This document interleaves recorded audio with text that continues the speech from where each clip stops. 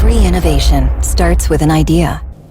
It begins now, constantly renewed through our inspiration to make our own future.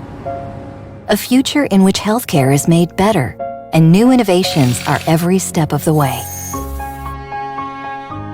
Blood is the essence of life. It is a valuable liquid organ that flows through our veins, one that can't be produced artificially, but fortunately can be shared to pass on life where it's urgently needed.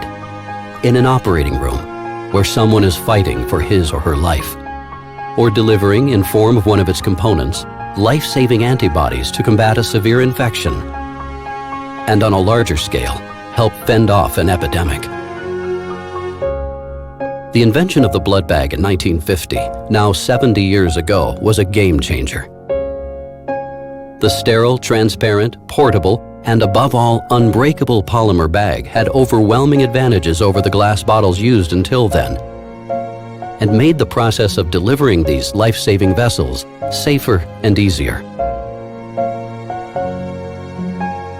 As the worldwide market leader, our materials are specifically developed using various types of plasticizers for the optimal storage of each blood component. Our materials support the safety of the blood by pathogen inactivation, bacteria, and viruses in Renallet blood sets, and they are of highest quality. Every batch is the same for a continuous global supply. We know that we are currently needed more than ever, and we are aware of our special responsibility towards our fellow human beings. In these challenging times, we are strongly committed to ensure that production, logistics, and sales are working hand in hand to guarantee that our customers receive their orders in the fastest way possible. With fresh ideas and bold innovation, to reach and supply more people, and to save and improve more lives, even on the farthest reaches of this world. We strive for progress because this is who we are. It is deep-rooted in our long history of success. Together with our partners, we are developing sustainable products and services. Renallet Healthcare. Together towards health.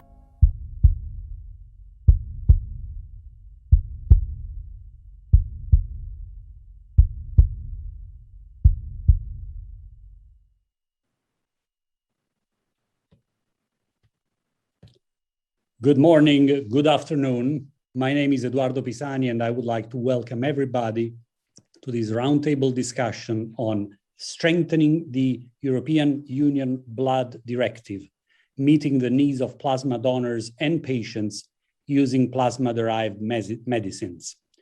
Just a quick housekeeping note to all participants, please use the Q&A function to ask questions, which will be answered in the final part of the roundtable.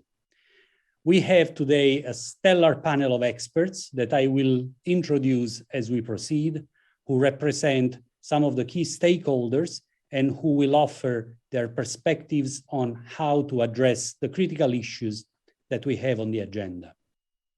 Let me set the stage and frame the discussion. As we all know, plasma needed for life-saving medicines doesn't come from a lab, but from donors. And yet, Europe relies on imports that undermine European health security. And to avoid supply constraints, the President of the European Commission, von der Leyen, has called for strategic autonomy of starting materials for essential medicines as a pillar of both the new European Health Union and the European Pharmaceutical Strategy. Now, the forthcoming revision of the European Union Blood, Tissues and Cells legislation brings an opportunity to strengthen this legal framework and encourage new approaches that will increase the collection of plasma across Europe needed for the manufacturing of plasma-derived medicinal products. And within the next hour, this roundtable discussion will start looking at patients' expectations, needs, and key challenges, move towards the donors' protections and principles, and then address systemic issues and the systemic dimension with stakeholders' perspectives on operational and regulatory issues that need to be addressed. So without further ado, let me kick immediately the discussion by starting with the patient's perspective and starting with the burning platform. Supply constraints in the pandemic period in particular have a dramatic impact on patients. What are the expected challenges from the perspective, from a patient perspective, looking ahead beyond the pandemic? And I invite Johan Prevost, who is Executive Director of the International Patient Organization for Primary Immunodeficiencies, to the floor. Johan, the floor is yours. Thank you very much, Eduardo, and thank you to the organizers for inviting me to this interesting session. Of course, before maybe mentioning what will be the challenges after the pandemic, I mean, right now we are still in the pandemic, and I think that we see a direct impact of the drop in plasma collection, which has been about 20%, as you know, since the beginning of the pandemic. And we are seeing countries everywhere in the world struggling to access immunoglobulins, including countries in the EU. We have reports recently of countries like Bulgaria, Romania, but also more Central and Northern European countries such as Belgium, France, and Spain. So, you know, the patients are definitely feeling the pressure on supply, and that can translate in different ways. It can be that patients may not have access to their preferred treatment, that they may have to switch between modes of administration. They may be facing delays with the administration of their treatments, or even sometimes dosage reductions. But I think if we contextualize what's happening in the broader historical patterns that have characterized the field of plasma products, obviously we all know that the field has been characterized by recurrent shortages, and these shortages have in particular taken effect on immunoglobulins. As you know, the demand for immunoglobulins has been rising at about 7 to 8% in the last years. If we look at projections based on expert statistics, I think we agree that the demand will continue to rise in the future. So in a way, the fact that supply has become really the main safety issue for patients is not new. It's something that we, the patients, and when I say we, it goes beyond my own organization to englobe other patient communities that rely on plasma products. And we work together under the PLUS platform, the platform of plasma protein users. I mean, this is a message that we have had for years. So I think for us, a priority for many years already is an increase in the supply of plasma products, and therefore an increase in plasma collection. The free movement of plasma-derived medicinal products as well is very important. And I think in the context of the revision of the blood directive, having a patient-centered approach to the revision, bearing in mind that everything we do with the directive, ultimately, it's for the good of patients. Of course, we talk about donor safety and donor protection, which is very important. But ultimately, we're doing it to make sure that these products can arrive to the patients who need them. And so we've made a series of recommendations, including looking at where we have best practice in the EU to move forward and to try to collect more. I think there's also a recognition that increasing plasmapheresis would be very important. There's a recognition that we work with two sectors in Europe, the public and the private sectors, and that we need to facilitate the coexistence. We know that each member state will organize their own system independently, but I think if the new and revised legislation can certainly ensure that the coexistence is made easier, I think that would be a good thing. Avoiding wastages is obviously another, and then maybe just to come back briefly to what you've said, Eduardo, about President von der Leyen and the strategic autonomy. I think, as you've said, you've talked about strategic autonomy of starting materials, and this is, I think, very important to also differentiate what we're talking about when we talk about plasma products, because obviously, I think we all agree that at the moment, pretty much all world regions, it's not only Europe, rely on US plasma largely, because this is where most plasma is being collected, and that each region must do more to collect plasma. And I think this is something that everybody today on the panel will agree, that Europe needs to collect more plasma. But I think when we talk about strategic autonomy, we need to bear in mind that when it comes to the finished products, which are life-saving plasma-derived medicinal products, these are global treatments. And I think, a good example is COVID-19. We know that hyperimmune is probably not going to be, unfortunately, a potential treatment for COVID-19. But I think, imagine if it had been, that would have been the perfect example of why plasma products need to circulate not only within a region, but between regions, and that each region must do more to collect plasma. So I think, in a way, the pandemic has brought along some problems in terms of access, but maybe it's also made us realize about the importance of plasma and plasma products. Thank you very much indeed, Johan. Let me perhaps keep building on this concept of strategic autonomy and turn to Alice Simonetti, Executive Board Member of the International Federation of Blood Donor Organizations, also to keep focusing on the value of plasma as a strategic resource, and at the same time trying to align all the stakeholders on the ultimate goal for European self-sufficiency. And please, all the other panelists, when Alice has completed her thoughts, please feel free to add your thoughts as well. Alice. Thank you, Eduardo, for this introduction. Thank you for having me at this important happening. We would like to start by saying that, in our opinion, all donated blood and blood components, therefore including plasma, should be equally considered as a public, ethical, strategical, and community good. While looking at the global scenario, we cannot forget, in fact, that still not all European countries currently and stably collect sufficient quantities of whole blood and blood components from VNRD. So this phase of revision of the BTC legislation should have as its primary objective the achievement and maintenance of self-sufficiency for all these components.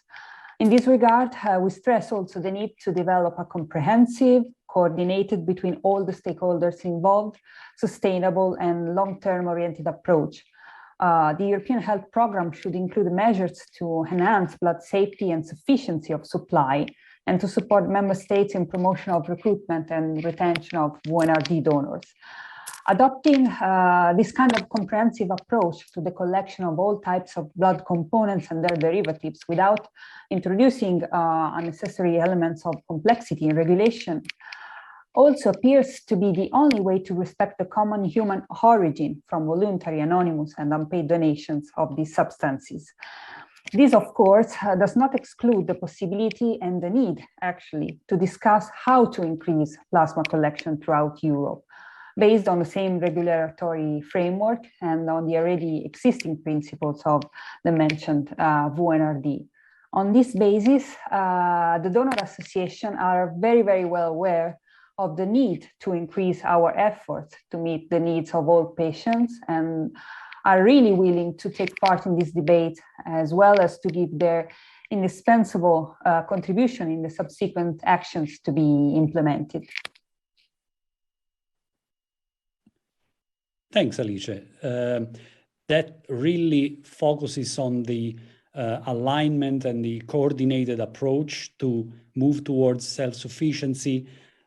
You have mentioned that increasing efforts should be undertaken, and that brings me also to the importance of reinforcing donor protection through a pan-European donor vigilance program. And therefore, I would like now to ask Pierre Tiberghien, President of the European Blood Alliance, also to add some considerations regarding the current EU legislation. Is it fit for purpose as far as donor protection is concerned?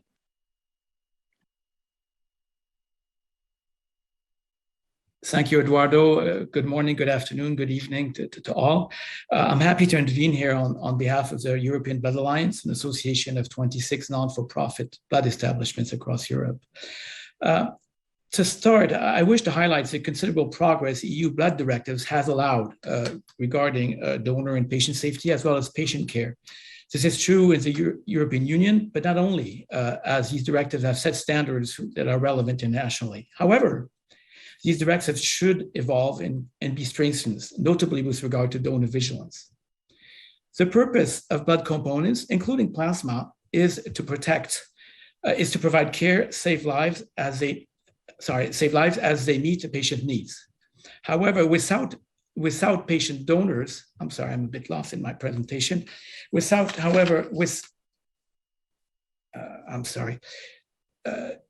However, without blood donors, including plasma donors, none of this is possible. So the blood donors with the patient should be at the center of the directive's revision, and especially if we want to secure a safe, resilient, and sustainable supply of blood products and plasma-derived plasma products in the European Union.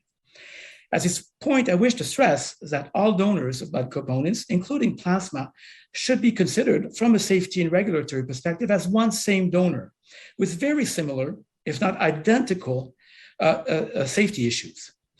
Also, one same donor may and will contribute to several types of blood components. Currently, a big half of the plasma for fractionation collected in Europe is provided as recovered plasma from whole blood donations.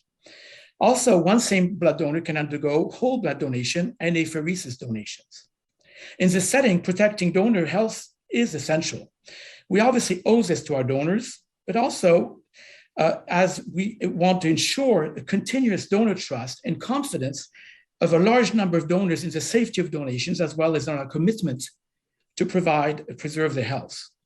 So relying on a large donor base is critical when one thinks about resilience, notably in times of crisis. Such a large donor base allows for low-frequency donations compatible with reduced donor burden, voluntary non-remunerated donation, and importantly, increased donor health protection. It also makes a lot of sense with regard to the quality of plasma for fractionation. We therefore need to reinforce donor vigilance requirements in the EU through what I think we think should be a pan-European donor vigilance program. This program should include data from all involved stakeholders, private or public operators in the European Union. The donor vigilance program should obviously address short-term, well-known adverse reactions, such as vasovagal reactions, but also address potential less-known long-term effects, currently not considered in most hemovigilance programs. Adverse effects of iron depletion, of lymphocyte depletion, and when one thinks of plasma, of protein or Ig depletion, risk of infection in relation with a low immunoglobulin level, other non-known adverse events. All this will have to rely on what calls big data, and this needs to be implemented for the benefit of our donors. Such a EU vigilance program able to link donor donations information with general population health databases, as pioneered in Scandinavian countries, would be a major step to ensure that we are indeed keeping our donors healthy and protected. Also, this EU-wide donor vigilance program should be organized to enable evidence-based decision-making regarding how best and efficiently protect donor health, and to assess also the efficacy of measures introduced to preserve donor health. Regarding implementation, as a final remark, and considering that almost by essence, I may dare to say, directives lacks the flexibility and the capacity to easily evolve as needed by progress and knowledge. So we at the European Blood Alliance believe that the directive should set the principles governing all donations of all blood components, including plasma, and should leave technical provisions to recognize expert bodies, such as the ECDC of the European Union or the EDQM of the Council of Europe. Thank you. Thanks a lot, Pierre. You've covered really many issues, which I'm sure will be further developed during the discussion. But let's proceed through our journey, so to speak. We started with the burning platform. We touched upon self-sufficiency, now donor protection issues, and several other issues that you have connected very rightly to the donors. Now, let's touch upon the differentiation of plasma as a starting material and blood for transfusion in the legislation.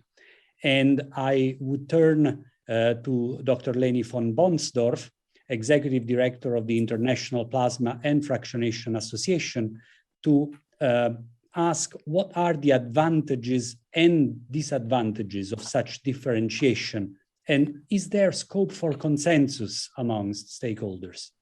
Leni. Thank you, Eduardo, and thank you to the organizers for inviting me to this interesting discussion with the highly esteemed panelists. Yes, I'm indeed representing IPFA. We are a plasma fractionation and plasma collection association from the not-for-profit sector. And when we looked at this question, we were actually coming more to what we have been talking about, better definitions. And we have a suggestion that we think that this new legislation should define plasma for fractionation in a better way. It should encompass both recovered plasma and source plasma. And we think that the BTC directive should be the main place to define this, as plasma always comes from a donor. And the BTC directive has the best focus and insight into donor protection and health. Everything that is related to a material coming from the human body and used for some therapeutic purpose. On the other hand, the pharma directive is needed to define specifications for the plasma when it is used as a raw material. And here, obviously, the focus is more on the safety of the medicinal products to be produced from it, and in that way also the safety of the patients who receive these medicines. Some of these specifications can be slightly different if the plasma will be used for fractionation, and typically, if based on solid scientific risk assessment, can contain a slightly different set of measurements than for blood components, which are given and transfused directly to patients. Like, for example, without virus inactivation measures that you can use in a manufacturing method. Therefore, we think it's of high importance that technical specifications are always kept up to date, both for the blood transfusion as well as for the plasma for fractionation. And these two regulatory areas, I'm talking about the blood and the pharma, seek to keep a constant dialogue to avoid having too strict rules, which may lead to a high level of deferrals of donors and wastage of plasma. Even so, we think that these regulations for plasma, recovered plasma and source plasma should be set by the BTC directive in the first place, and not the pharma one. The blood establishments carry a large portion of the plasma collection in Europe. In 2019, it was almost 60% of the plasma collected here, and it was collected by the public sector. And we want to see that this is growing, that the public sector takes a bigger part in this collection. Having the BTC directive as the major ruling for all collections relating to blood and plasma should be the best way to give the public sector choices to select the donors within their system. And for example, to allow for dual donors, those who can either donate whole blood or plasma, and all depending then on the needs of the different blood establishments and their capabilities. So this is a little bit more related to the definitions of the plasma, and I hope I have cleared the IFA's point of view on this. Thank you very much indeed, Dr. von Bonsdorff. And let's remain on the same topic of the definition, moving to the private sector now. Marten van Balen, Executive Director for Europe of PPTA. The plasma collection and the need, the associated need for plasma-derived medicines is the big theme that we want to address, one of the big themes we want to address. From your perspective, is Europe at risk of falling short of its clinical need and jeopardizing the availability of life-saving treatments? Yeah, thank you, Eduardo. Indeed, as we all know, there is a growing clinical need for plasma-derived medicines. Over the past years, it's around 8%. And I think 20 years ago, when the directive was developed, this growing clinical need was not really taken into account. So the knowledge or the goal of reaching sufficiency of plasma is not taken into account in the directive today. Now, to come back on safety and donor safety and patient health is really in the core of PPTA mission. You saw in the previous presentation that we followed over 1 million donors during 12 million donations and made record of any adverse events. So this is part of our PPTA standards program. It could maybe also be an example for a donor protection program for the new blood directive. Now, in terms of patient access and the growing clinical need, you mentioned it, or Johan mentioned it, there is a 30% dependence of plasma that is coming from the United States today. And this is today causing actually the access challenges to immunoglobulins today. During the pandemic last year, 20% less plasma was collected compared to 2019, and this has an effect today. So for PPTA, just like for everybody, the EU really needs to step up and collect more plasma. I think that's the fundament of what we are talking here today. Now, how to do that is indeed by implementing more plasma freezes programs. So to collect whole blood, to collect source plasma directly.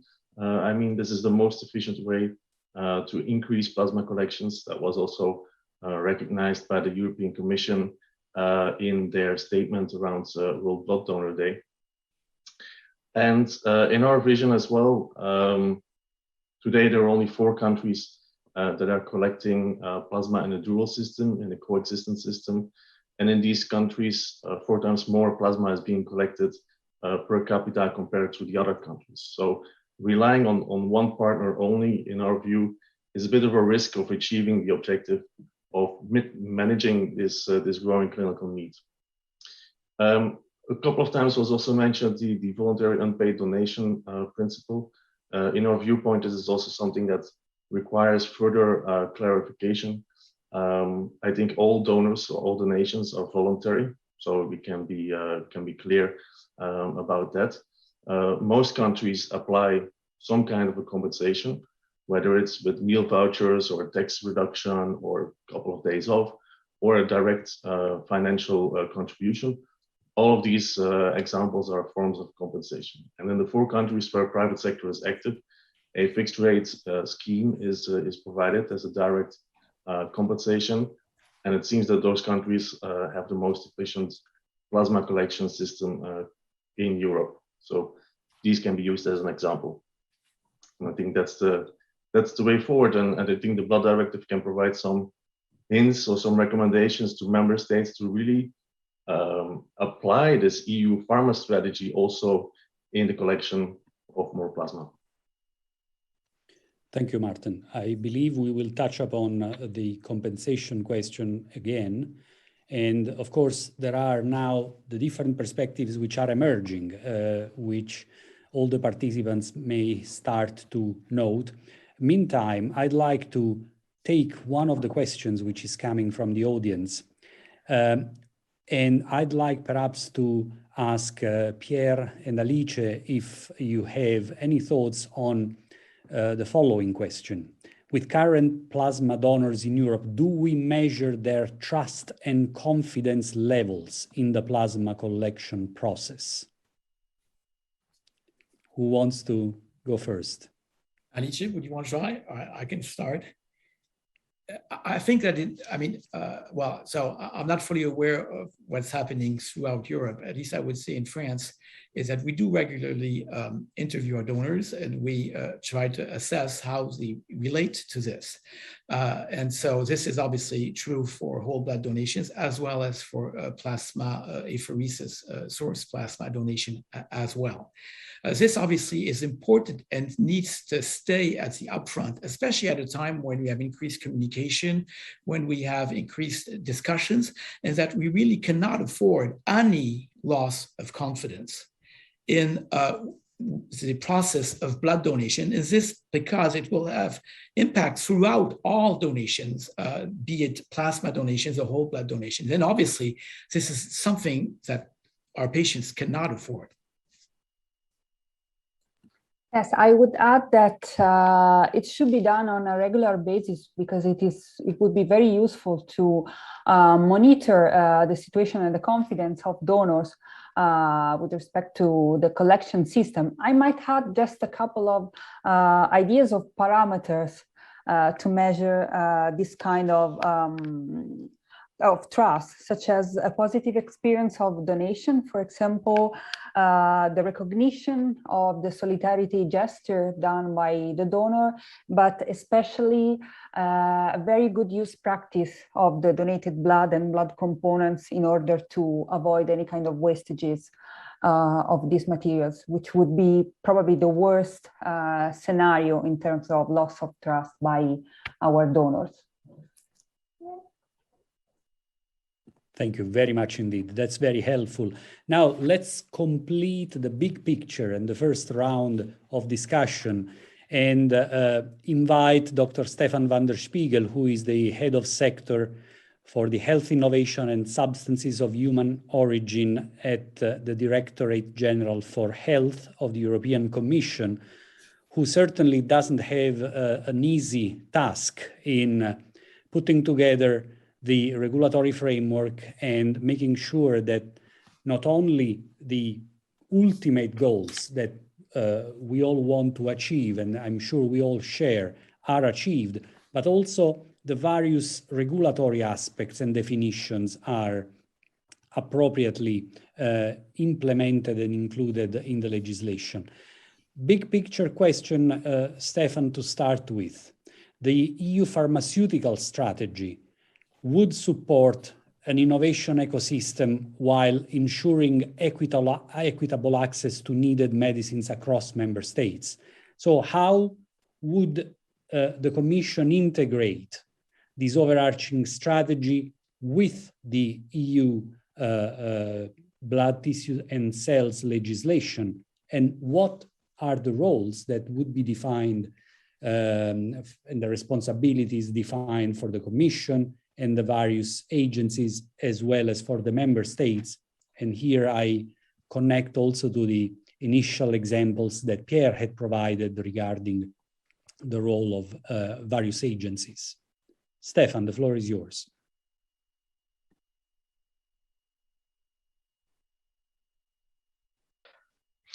Thank you very much, Eduardo, and thank you for inviting me to another very interesting event. It's always good to see the different perspectives across the landscape coming together. Yes, as you know, we are currently fully in the process of revising the legislation on bloods and tissue cells. So you will have to understand that I cannot always going to be very specific on some points. That would not be appropriate at this moment. But nevertheless, I think on your specific question, Eduardo, on innovation, I think it is not. It is an important element in the pharma strategy, obviously, but it's not only an important element for the pharma strategy. It's also an important element in the blood, tissue, cells revision. I think if you look into our different objectives or inverse problems we're trying to address with this revision, we always talk about, of course, the need for a secure supply, and in particular for plasma and plasma-derived medicinal products. We also often talk about donor protection, but there are some other objectives, and one of those objectives is exactly innovation. So we are also foreseeing and actively exploring in our revision process and our impact assessment some measures to facilitate innovation. And one key element in there exactly aims at strengthening the interface across legal frameworks. So also with the pharmaceutical framework, but actually also relevant towards the medical device framework, because if we are talking, for example, plasmapheresis, we are also talking medical devices here. So I think somehow the plasma sector has been a bit of an early actor in that field, but we see increasingly really the need for a good interaction between the different legal frameworks, and that's one of the things we really are aiming for. I think we have seen that in the COVID situation, the crisis, we were really a bit forced to intensify that collaboration across sectors, and we have tried to take measures to facilitate the flow from donation towards supply of plasma-derived medicinal products, which, as you know, covers legally two frameworks. The first steps are organized in the blood legislation, and the later step in the pharma legislation. So in that sense, I think we are fully into and complementary and hooked into the innovation objective that we have across legal frameworks, and also hooked into the pharma framework. So yeah, that's maybe my main element I wanted to say here. And then, of course, the role of the agencies. The big agency, of course, for plasma-derived medicinal products is EMA, and will remain EMA. But as you know, the role of EMA is really also related to the pharma legislation. So as I just explained, to those later steps in the supply chain of plasma, the earlier steps are and will are subject to the blood legislation. And obviously, again, as said, we will strengthen our interactions with the EMA and in this case in particular the blood products working group. So yeah, I think that's the key element here to mention. Thank you very much, Stefan. That's clear. I captured again a word that I like a lot, which is collaboration. We talked about coordinated approach a moment ago. I'm one of those who strongly believes that 1 + 1 makes 3, and therefore achieving objectives together is going to be easier if there is a common vision and if there is a common will. Now, building on the regulatory framework, which is clearly an important dimension for the policymakers and then for all those stakeholders who become users of the system. I'd like to turn again to Pierre Tiberghien to address the question of diverging interpretations that have caused member states to experience challenges in complying with the current legislation. So how can the EU regulatory coherence and clarity be improved? Thank you, Eduardo. So I would suggest that revision of the directive could be really the opportunity for clarification with regard. As an example, we were referring earlier, Stefan as well as myself earlier, referring to the roles of the European Center for Disease Prevention and Control, the ECDC, as a key reference point for studies, as the same for EDQM and the role of the blood guide. I think all these need to be clarified, and that will be very helpful as to where they intervene in the process. Also, another example is a number of blood-derived components not used per se in transfusion, but for other therapeutic purposes, thinking about serum eye drops, fibrin glue, or platelet-rich plasma, which are currently not included in the scope of the directive. They're not really included in a very specific place, and they do come from, once again, donors and donations. So, and we do believe that this needs to be clarified, and this scope should be extended to the future legislation should be include these products, referring to the fact that these are provided as substances of human origin, as from donors and donations. There's some other aspects I don't think we really have time to get into, but definition of serious adverse reactions, I think can be an issue. There are some issues also which would need clarification with regard to cross-referencing in between blood directives, as an example, and the medical devices regulations, where clearly precising where and how they talk together will be very helpful. Thank you very much indeed. Now, part of a coherent regulatory framework is also understanding the required resources for inspections. And so, turning to the public sector fractionation, Leni, why is it important from your perspective to harmonize the notion of inspections to alleviate the burden on inspectors and on the entities which are being inspected? Thank you, Eduardo. Well, it really has been in the scope of this revision to define the oversight and, for example, inspections of collection size to take place. And we have noticed at IPFA that there is a lack of harmonization and of assessment of good practices, and even on interpretation within the EU definition of voluntary non-remunerated donation. And that has been experienced previously, which came up in some of the workshops that we have participated in during this directive work. So we think that it will require better harmonized rules and also applying to them. And a more technical detail, maybe we would need a better definition for blood and plasma collection centers. Currently, for example, blood mobile centers are not very well defined, and it can lead to difficulties in registration and even licensing these centers, and also of their maintenance. And also this can increase burden on the inspections. And also questions related to remote inspections need to be better defined. So I think there were many items coming up that there can be a very much better harmonization on the inspection side, and that will save a lot of energy and work probably in the future. Thanks.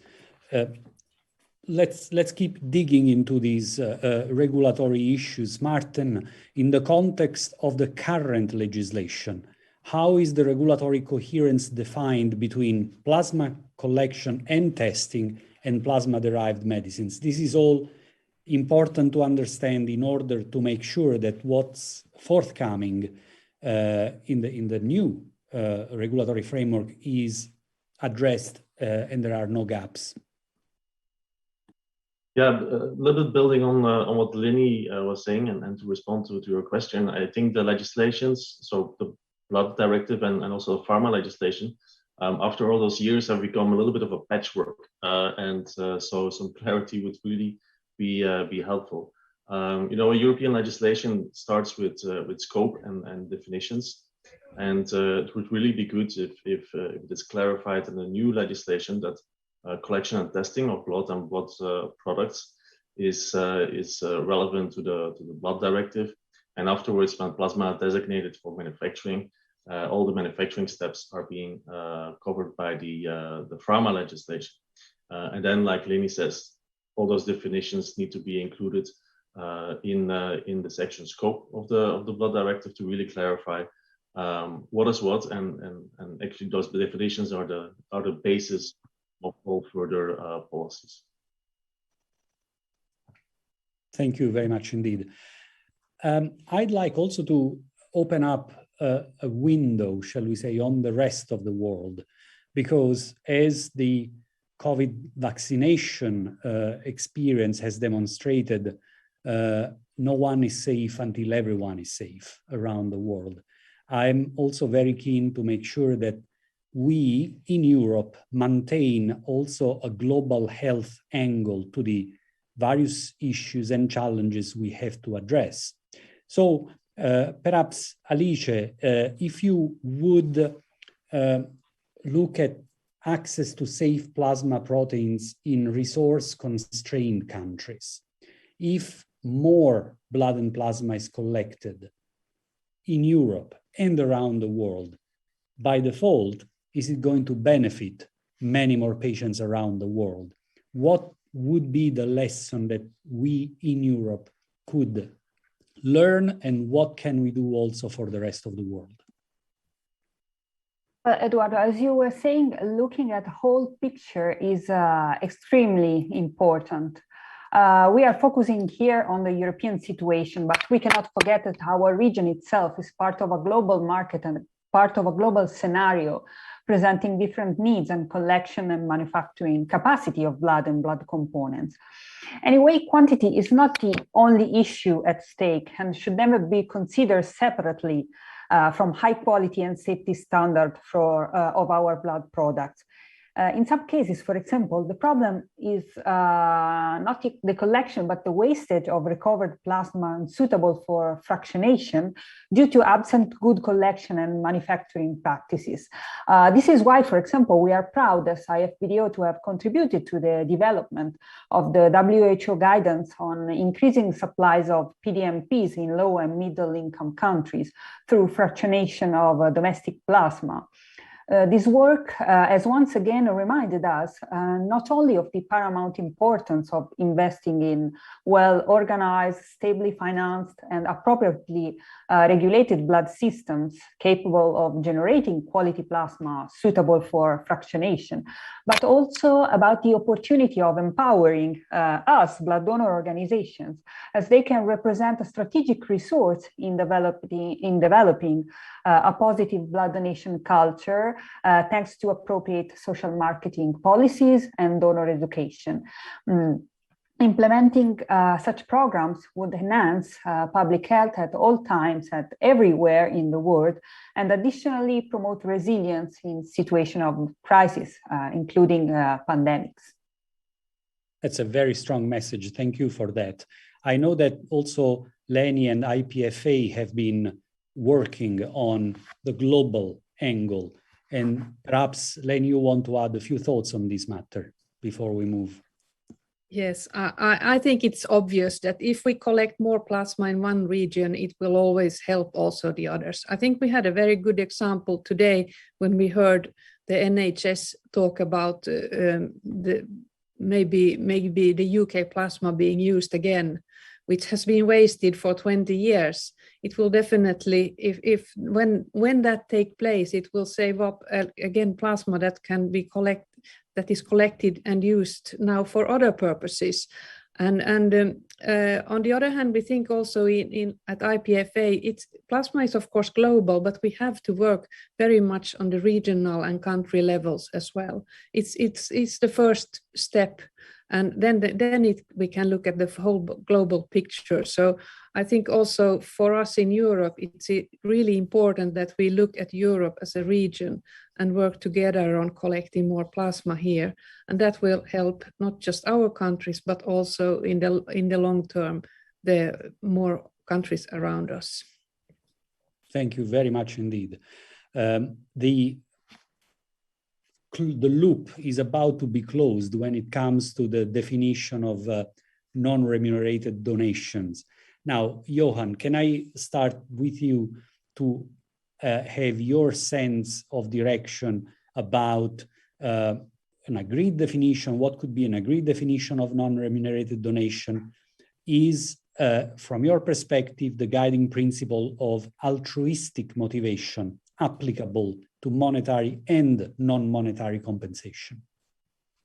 Well, I think the first thing to say, Eduardo, is what we say a lot, which is that for patients, both blood and plasma donors are hugely important. I think their contribution should be equally appreciated, whether they receive a monetary compensation for their donation or not. I think we truly believe that the primary motivation of all donors is, at the end of the day, to help patients. That's why donors go and donate their blood or their plasma. I think, again, donors should be able to feel protected and safe when they donate their blood and their plasma. But certainly, I would think that what we have learned over the last 2 decades is that a one-size model doesn't fit all when it comes to European member states. And I think at the moment, if we look at the blood directive, and in particular, if you look, for example, at Article 20 of the blood directive, which says that member states should take all necessary measures to encourage voluntary and unpaid blood donation, with a view to ensuring that blood and blood components are, insofar as possible, provided by such donations.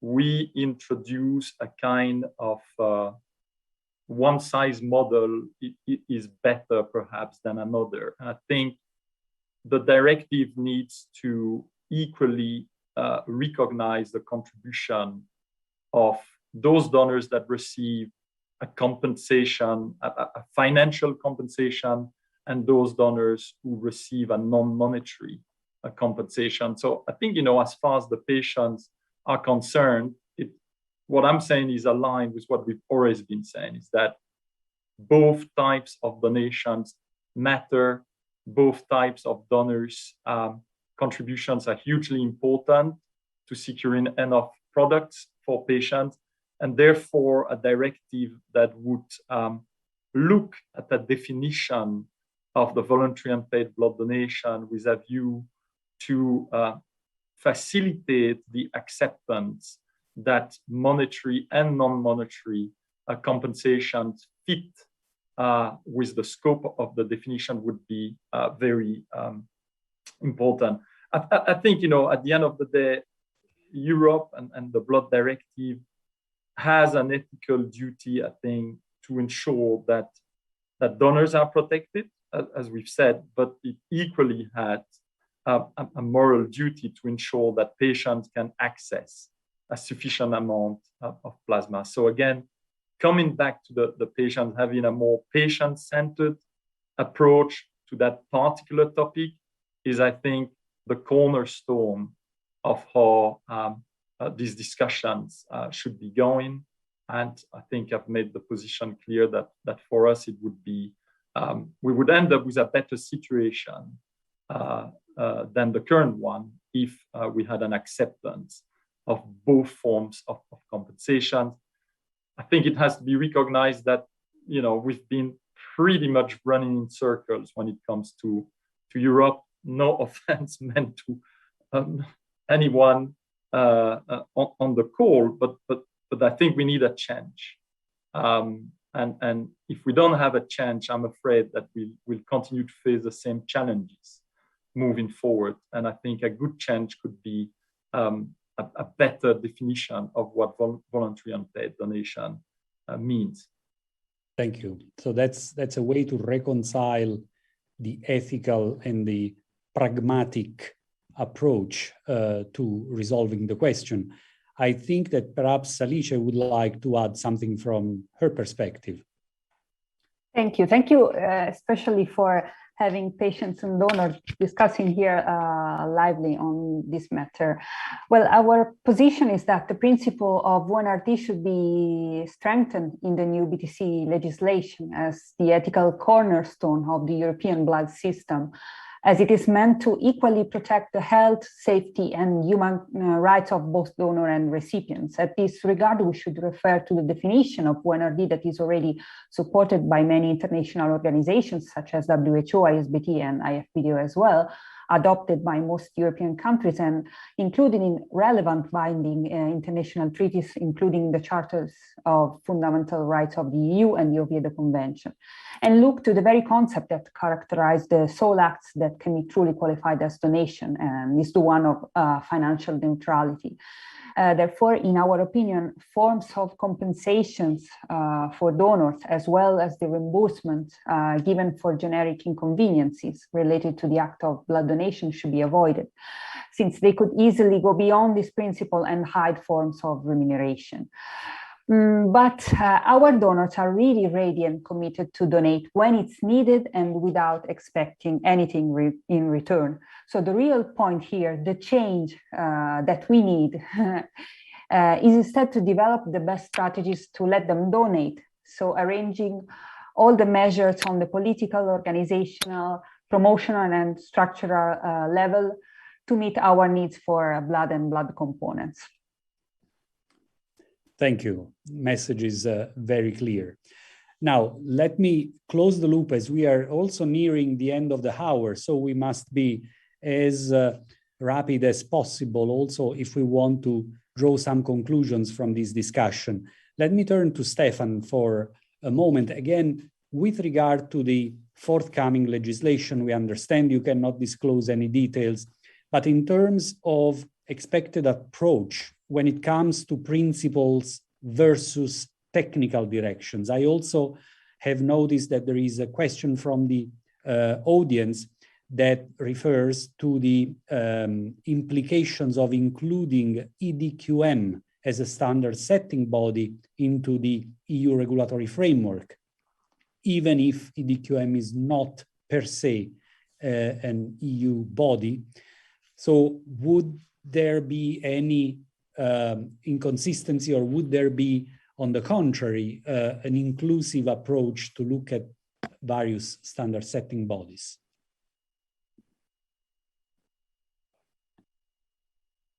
Thank you, Eduardo.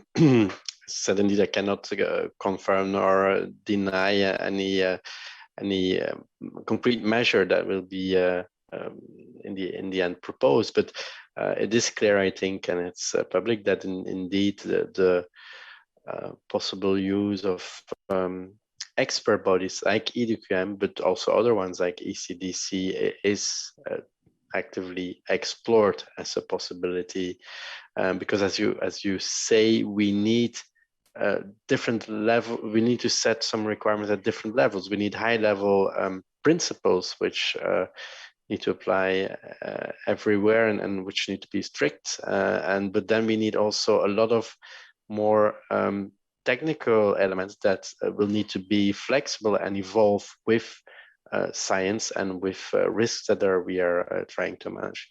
So indeed, the possible use of those expert bodies can, for that last part, is an option that we are exploring. It is an option, I think, that got a lot of interest and support throughout our impact assessment process. We saw that already in the inception impact assessment that was confirmed later in the consultation and then workshops.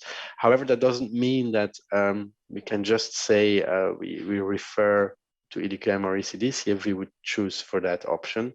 In that case, it's clear also, and I think stakeholders made also clear that there are some conditions for that. I think it's important that, for example, both professionals can have input in there and key stakeholders. Is also important that the member state need to have their say in that. And as you say, for EDQM, there's a challenge there because the membership is not exactly the same. It's also important, I think, that that processes to draft guidance and to adopt them, regardless where they're happening within expert bodies or in EU, that they need to be transparent and clear and inclusive. Yeah, so there are a couple of elements to consider to answer this question, and that's what we are exactly looking in while we are exploring the options. There is definitely a possibility that this is put forward, but it would not be like the current guides, exactly as we know, it's something that needs to be then fitting us into some conditions that we have identified. Thank you very much indeed, Stefan. We have nearly closed the hour, but I would like really to try and have a sort of summary of, well, not detailed summary, don't worry about that, be all reassured, but a 1 minute maximum statement from each of the discussants on your priority or your top challenge, shall we say, that needs to be addressed in the context of the forthcoming legislation, so that the policymakers here represented by Stefan can understand loud and clear what is that is dearest to your heart. 1 minute each maximum. Will go a little beyond the hour, but it's such a rich conversation and such a stellar panel that I cannot, avoid asking another final question to everyone. Shall we start with Pierre? Yes, I'll be happy to consider that. So I think that a major objective is indeed really to have this resilient, strong, large donor base. And this donor base able to give blood for blood components as well as plasma for fractionation. And that this should be done preferably and with specific support by the public sector. By doing that, we can favor low frequency plasma donation. We can favor less donor burden. We can favor high quality plasma collection. And we're not putting at risk all the other types of donations that the patients need at least as much, red blood cells, platelets, through the fact that there would be crowding out effects and competition for donors. So clearly, I think we as nonprofit blood establishments should increase our plasma collection. I see the comments. We are making progress, and we will be providing this plasma to the industry for the patients. And I think everybody will be very happy about that. Thanks a million. Alice, your turn. Well, related to that, we'd like to, of course, say that we support the EU efforts to reach self-sufficiency for blood and blood components, including PDMPs based on VNRD. And we would like to point out the crucial role of donor associations and federations, not only for donor education, recruitment, and retention, but also because they can provide a powerful springboard for the development of a shared European culture of regular VNRD of blood and blood components.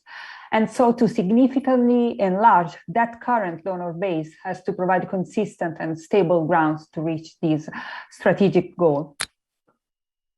Thank you very much indeed. Very insightful. Johan.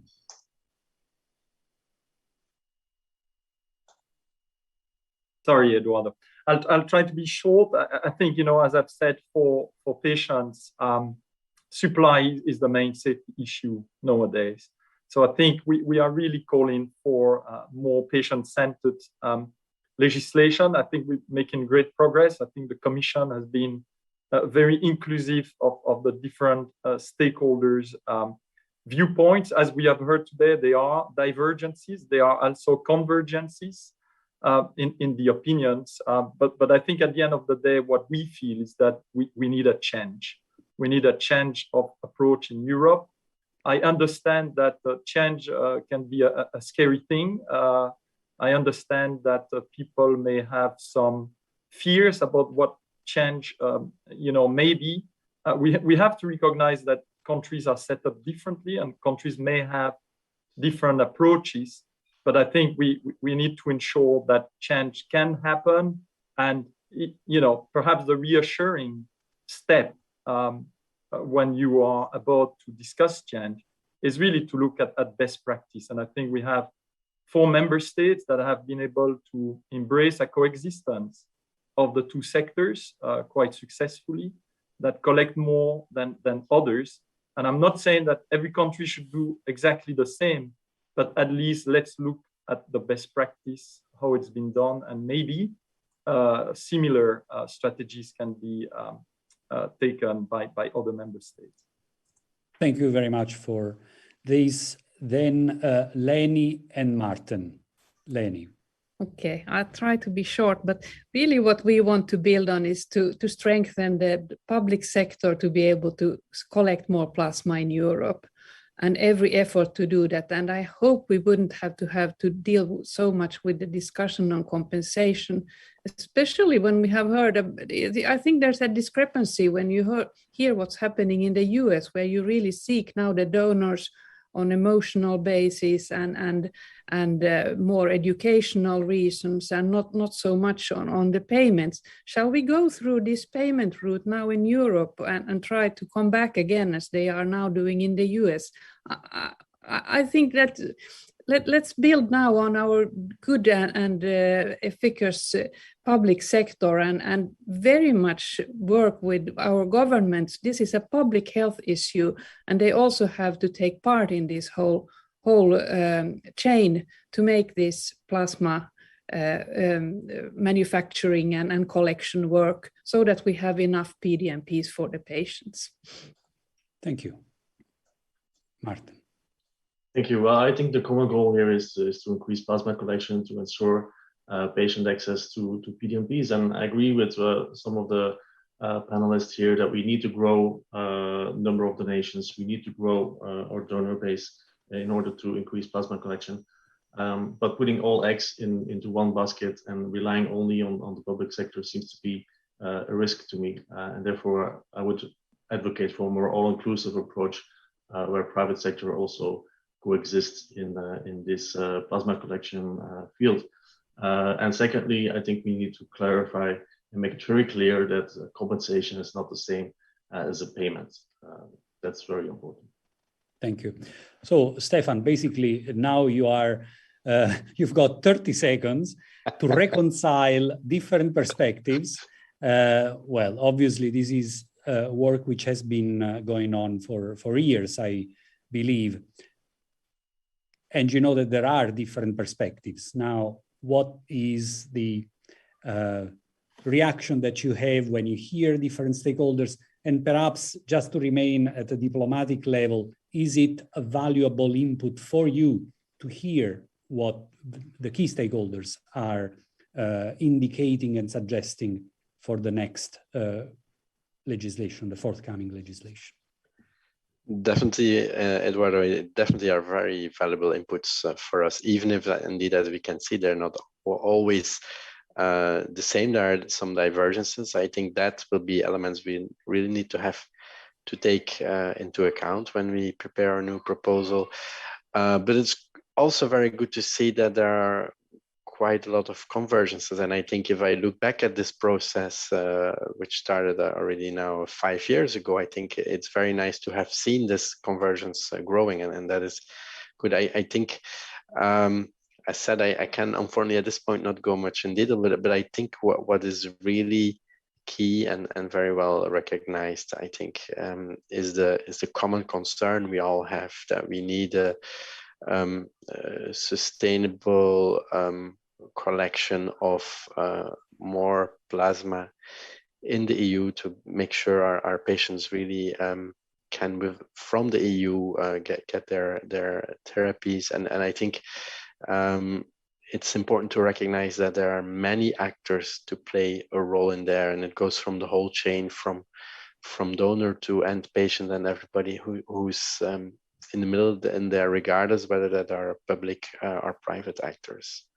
So also maybe one thing point I want to make, and then I've made this before, I think we all need to recognize that the legislation can be a facilitator, can help, or the legislations maybe, because I think we also need to look in conjunction with the pharma legislation.